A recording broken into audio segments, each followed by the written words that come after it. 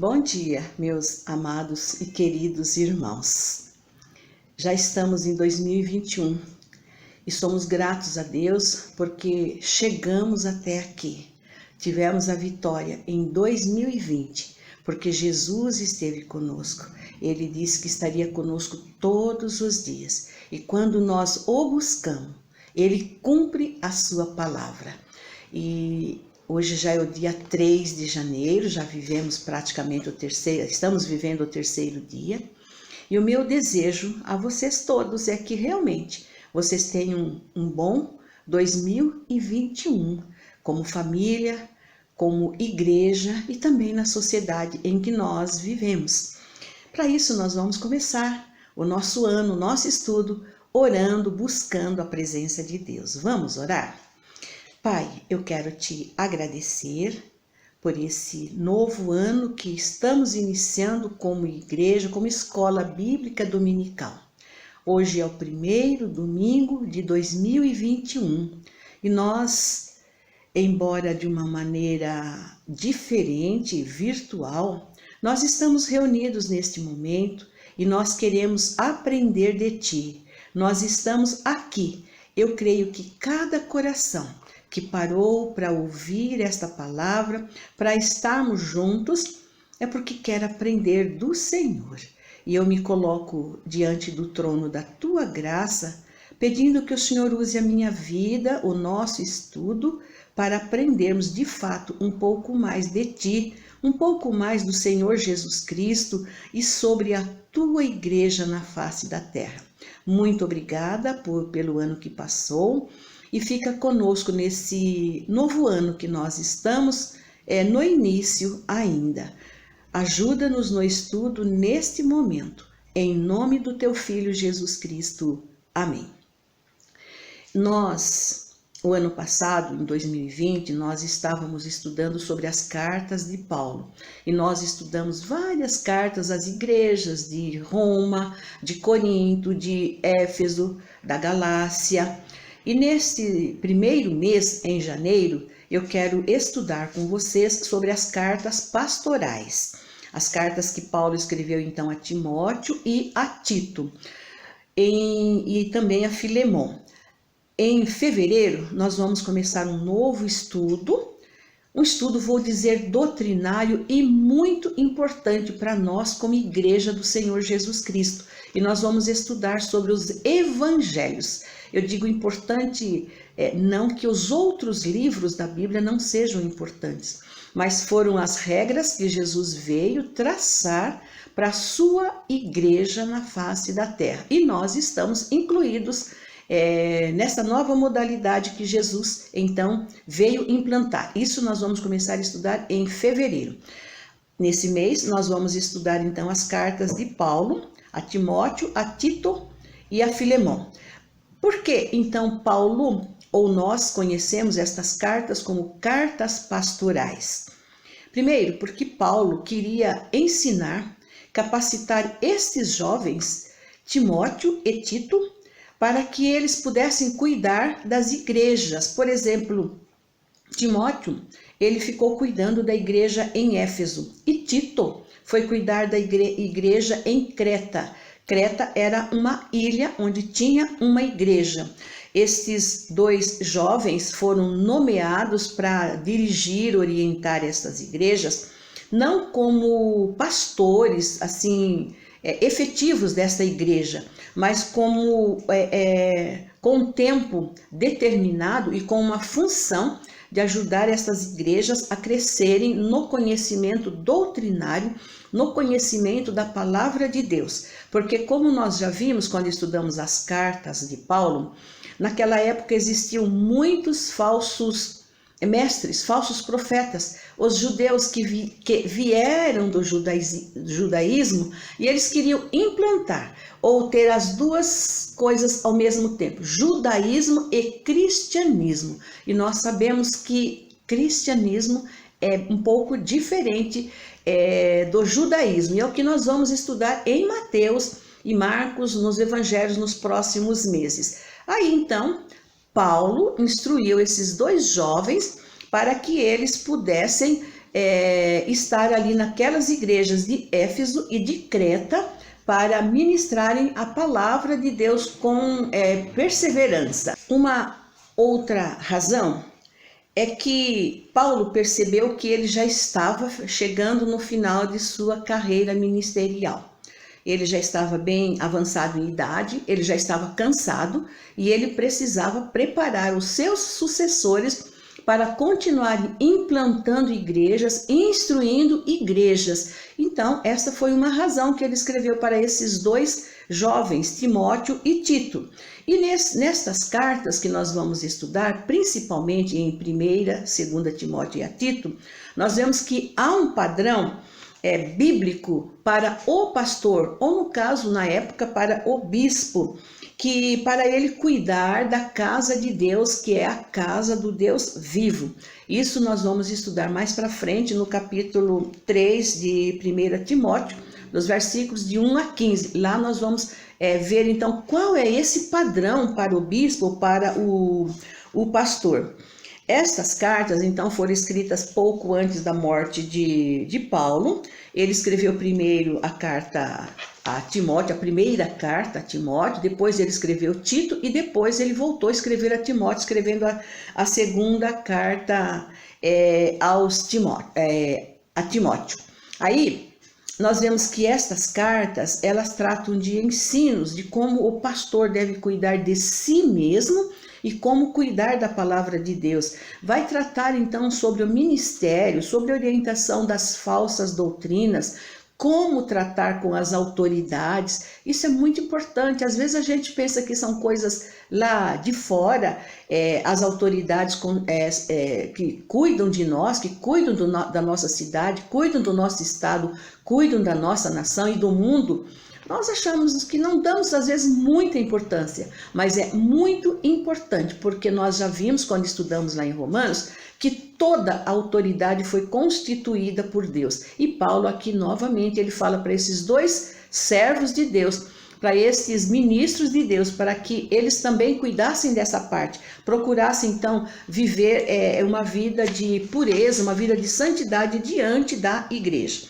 E aí, então, nós vamos entrar propriamente dito na primeira carta a Timóteo. Essa carta foi escrita mais ou menos nos anos 64 e 66 da nossa época. E como falamos, foi a primeira carta que Paulo escreveu a Timóteo. Depois ele escreveu para Tito e depois ele voltou a escrever para Timóteo. O tema dessa primeira carta de Paulo a Timóteo é sobre a sã doutrina e piedade.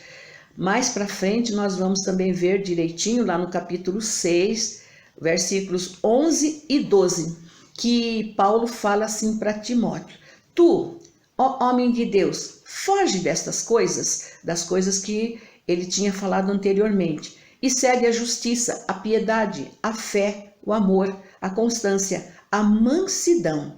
Peleja a boa peleja da fé, apodera-te da vida eterna para a qual tu fostes chamado, tendo já feito boa confissão diante de muitas testemunhas.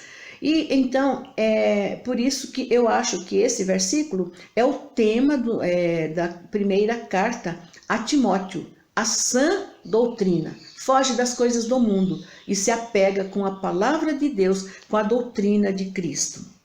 Depois nós vemos que Timóteo é composto por 6 capítulos e para facilitar o nosso estudo, nós vamos dividi-lo em 7 partes, ou 7 tópicos, como vocês preferirem. O primeiro tópico, ele vai falar sobre a saudação de Paulo. Paulo se apresenta então como apóstolo de Cristo, enviado e nomeado por Deus e por Cristo Jesus, que é a esperança nossa. E isso indica que Paulo, ele recebeu um chamado definitivo para então pregar o evangelho, mesmo que fosse perseguido, mesmo que ele sofresse, ele continuava pregando o evangelho. E aí então ele instruiu Timóteo, dizendo que Timóteo era o seu verdadeiro filho na fé. Não porque Timóteo tivesse se convertido pela pregação de Paulo.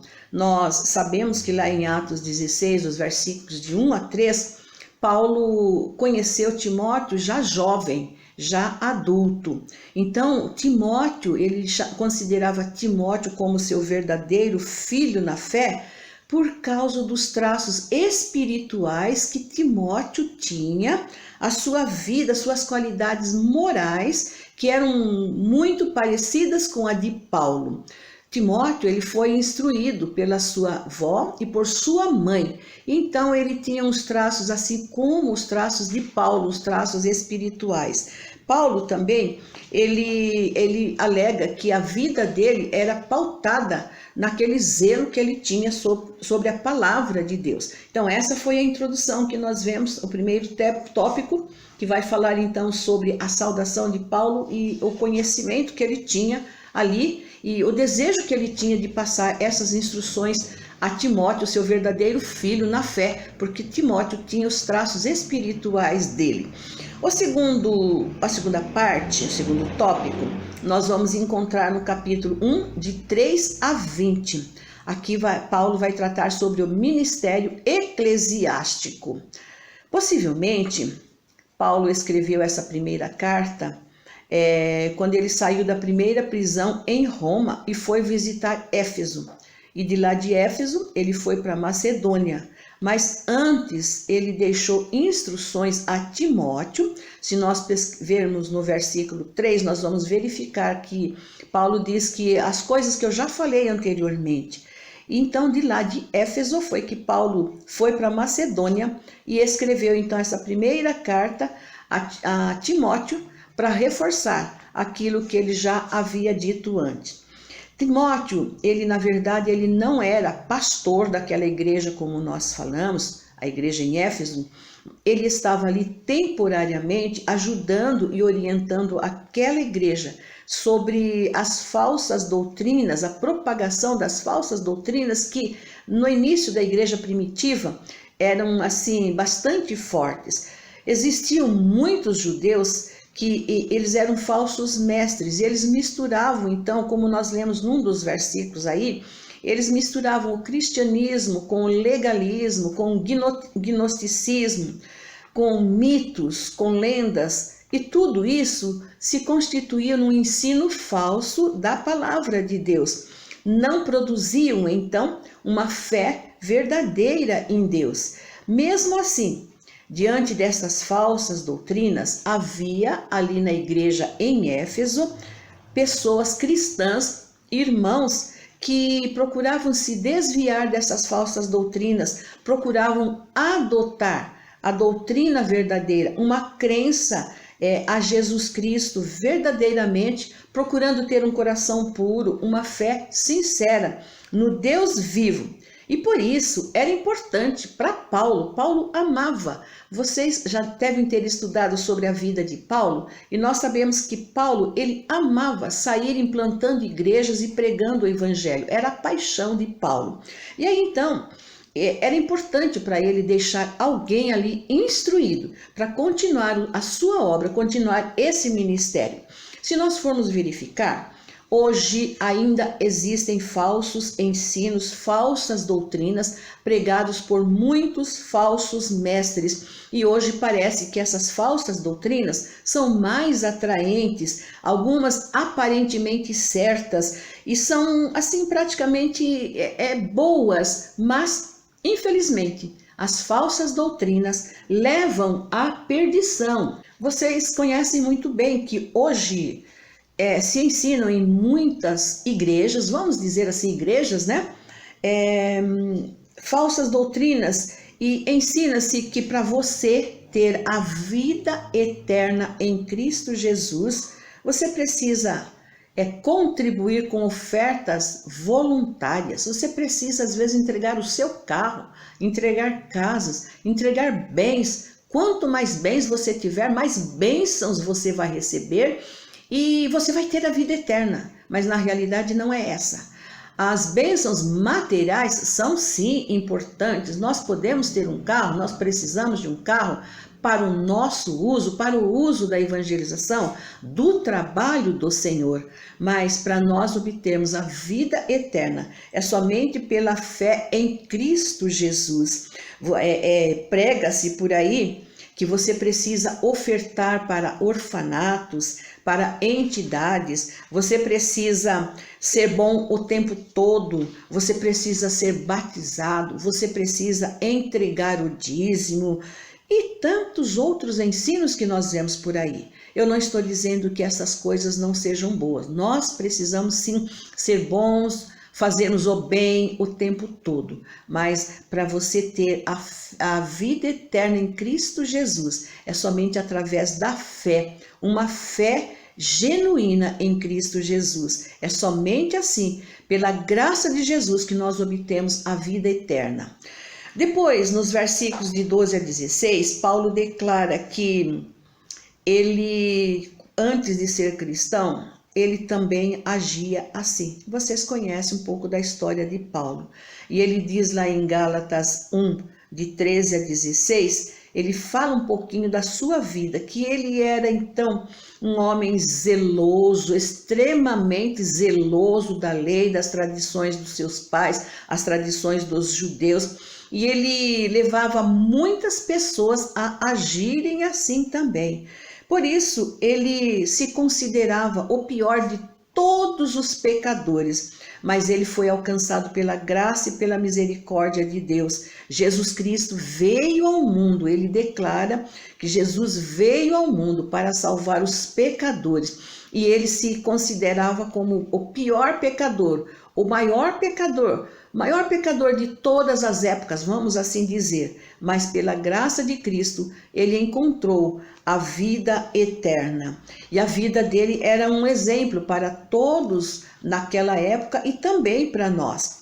E diante desta maravilhosa salvação que ele obteve em Cristo Jesus, ele se derrama diante de Deus numa doxologia, exaltando e glorificando a Deus. Está escrito assim: ao Rei dos séculos, imortal, invisível, ao Deus único, seja glória, seja honra para todo o sempre. Amém. Capítulo 1, versículo 17, nós lemos isso. Paulo, ele coloca aqui o Filho de Deus com igualdade ao Pai. Ele se refere a Jesus como o Rei dos séculos, eterno. Jesus é o Rei dos reis.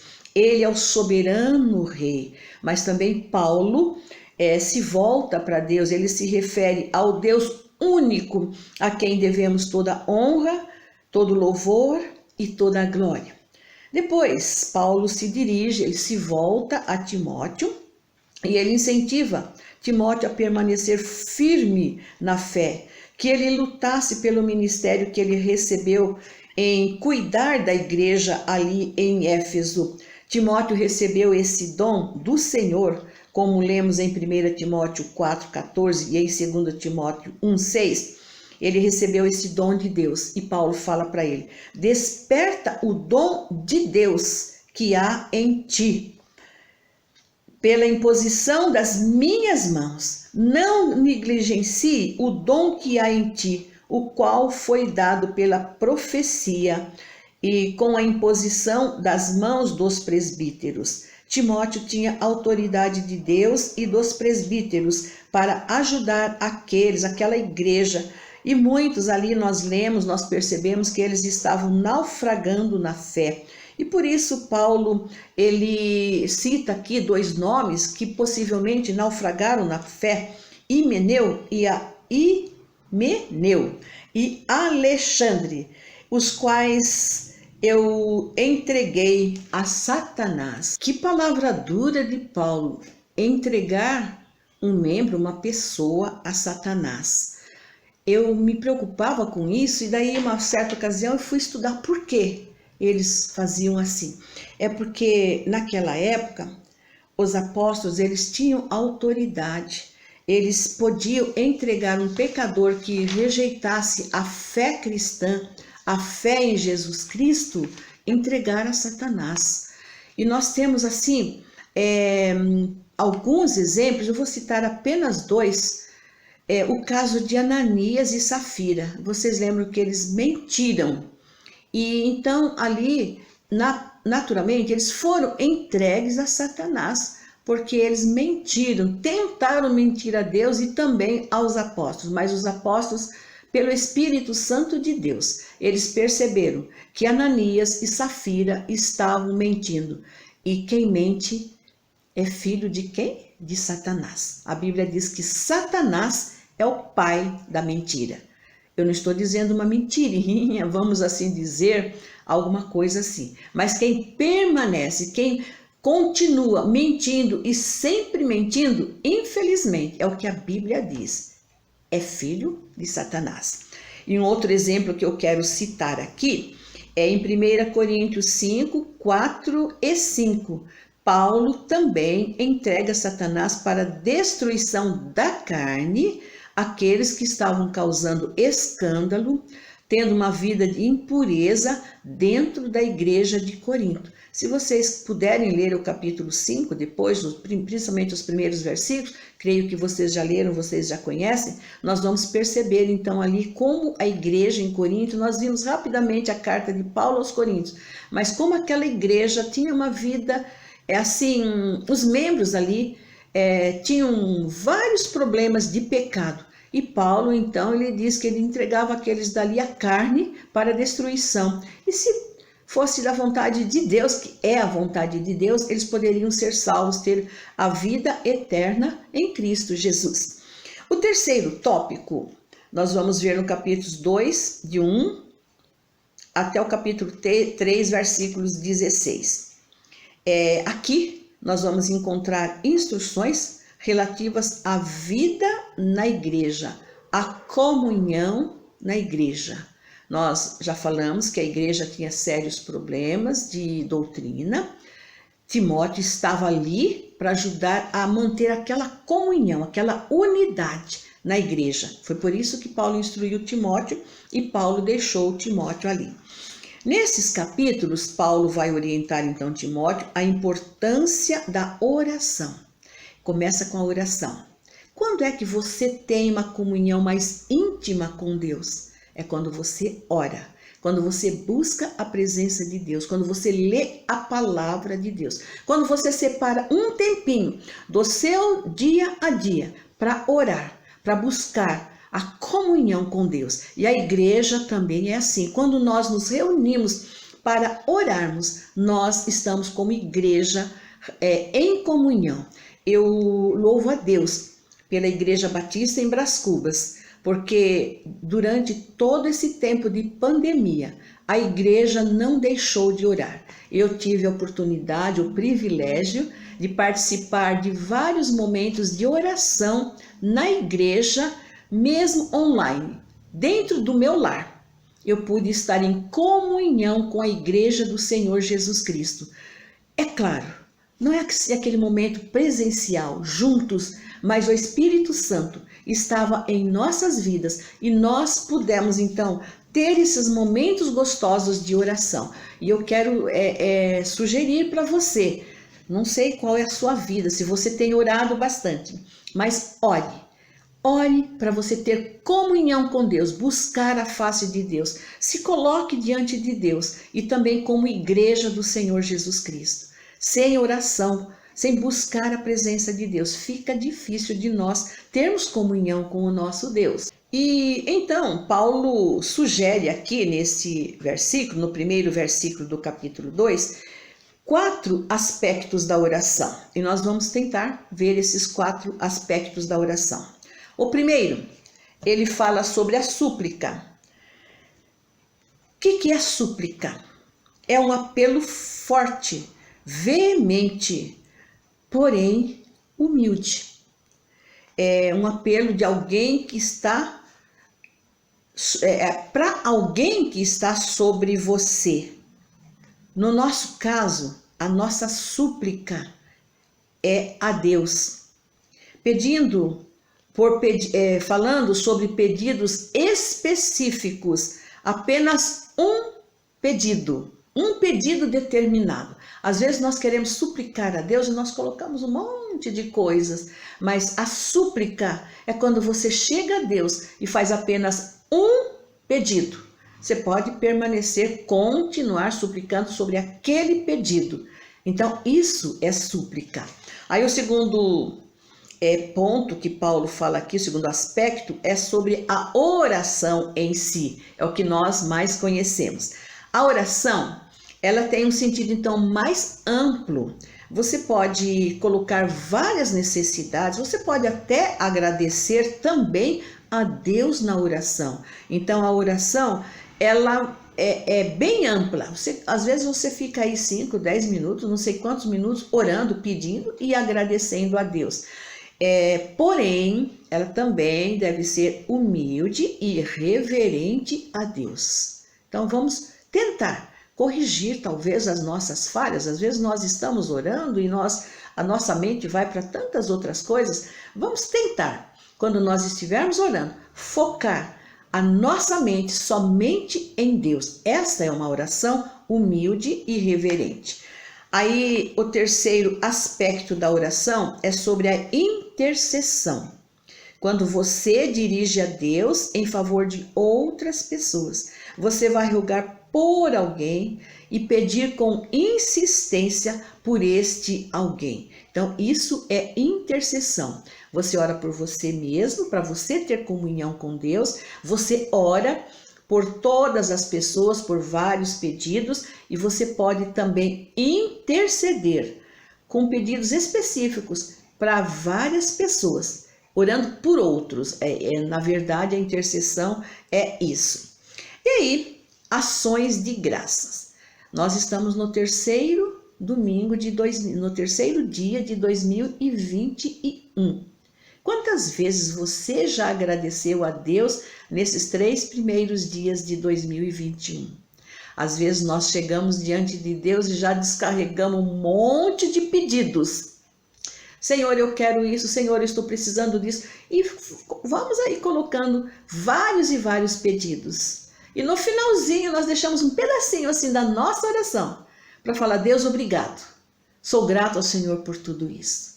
Na verdade, o interessante seria nós começarmos com ação de graças diante de Deus. Ação de graças só pelo fato de nós pararmos 1 minuto, 5 minutos para estarmos ali, pelo ar que nós estamos recebendo, por aquele momento que nós estamos ali em busca, em oração a Deus, que seja então um momento de gratidão a Deus. E se nós formos parar para pensar, nós às vezes ficamos tempo agradecendo, só agradecendo a Deus. Oração também é disciplina. Nós precisamos ter disciplina para nós orarmos, para nós conversarmos com Deus. Em todos esses 4 aspectos que nós falamos, a súplica, a oração, a intercessão e a ação de graça, nós precisamos nos apresentar diante de Deus com um coração humilde, com um coração quebrantado, com um coração santo, separado, como eu falei há pouco. Separa aquele minuto para ter o seu coração, para derramar o seu coração diante de Deus, para que Deus possa ouvir então a nossa oração. E depois Paulo vai relacionar aqui por quais pessoas nós devemos orar. Paulo, então, ele relaciona aqui que nós devemos orar pelos reis. Naquela época, a igreja em Éfeso, o mundo todo estava sobre o domínio de Nero. E nós sabemos que Nero perseguia os cristãos terrivelmente. E então Paulo chega para aquela igreja em Éfeso e fala para ela: orai por todos, orai pelos reis. Então, você sendo perseguido, maltratado, muitos morrendo, vocês conhecem a história do início do cristianismo, eu creio que vocês conhecem um pouco, muitos morrendo, sendo perseguidos por esse grande rei, e esse rei que de certa forma era um rei perverso. Orar por esse rei? Sim, Vamos orar por esse rei. E porque nós vamos ver mais para frente, né, nesse mesmo versículo, porque eles precisavam estar orando.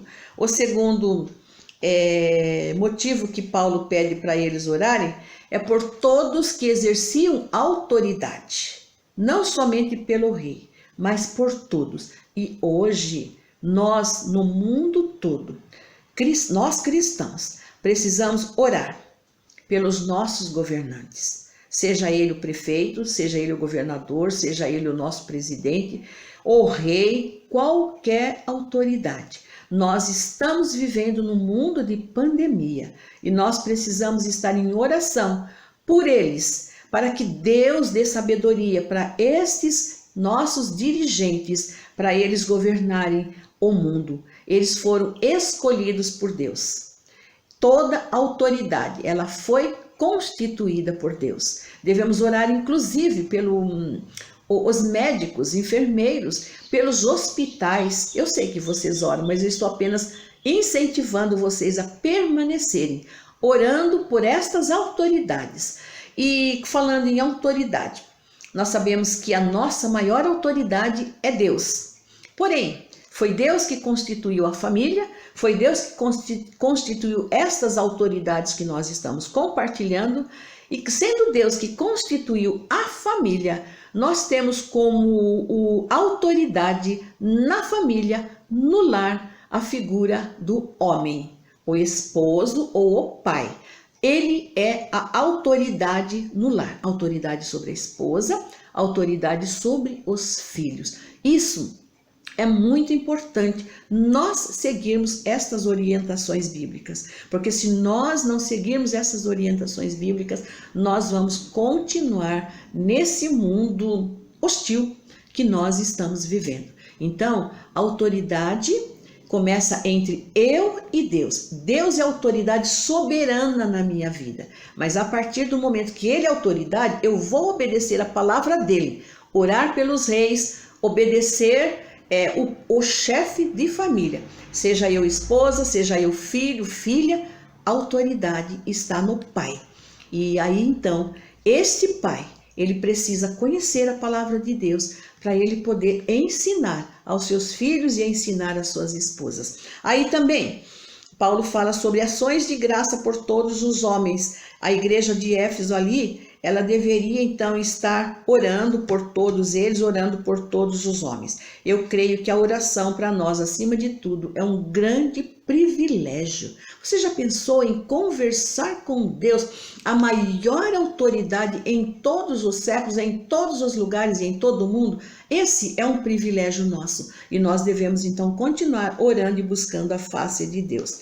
Mas agora, por que orar? Nós sabemos que aqui nesse versículo mesmo, no seguinte, nesse capítulo, Paulo fala para Timóteo para que nós possamos ter uma vida sossegada em toda piedade, em toda honestidade. Se nós queremos viver sossegadamente, precisamos orar. Sim, mesmo diante dos problemas que nós tivermos, se nós buscarmos a Deus em oração, nós podemos ter uma vida sossegada, nós podemos ter uma vida tranquila, nós podemos vencer qualquer pandemia. Se nós estivermos em comunhão com Deus, nós estaremos então buscando a face de Deus. E isso agrada a Deus. Como Deus fica feliz, como Ele se agrada quando nós nos dirigimos a Ele para orar. Nem que seja para pedir. Porque quando nós vamos pedir a Ele, Ele vai perceber que nós somos dependentes dEle. Nós vamos parar aqui, no próximo domingo nós continuaremos. Um bom domingo para todos e que Deus os abençoe.